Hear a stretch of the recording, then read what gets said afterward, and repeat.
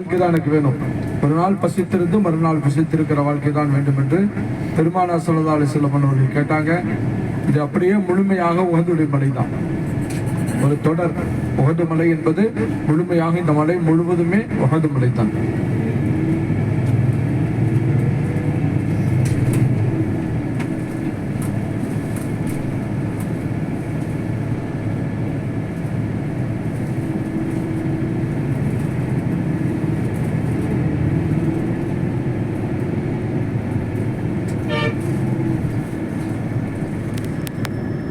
அல்லாஹ் தஆலா தங்கமாக மாற்ற வேண்டுமா என்று கேட்கப்பட்ட மலை உஹது மலை, சொர்க்கத்து மலை, பரக்கத்தான மலை. இன்னும் இதில் தங்கம் இருக்கலாம் என்று ஆராய்ச்சியாளர்கள் கூறுகின்றார்கள்.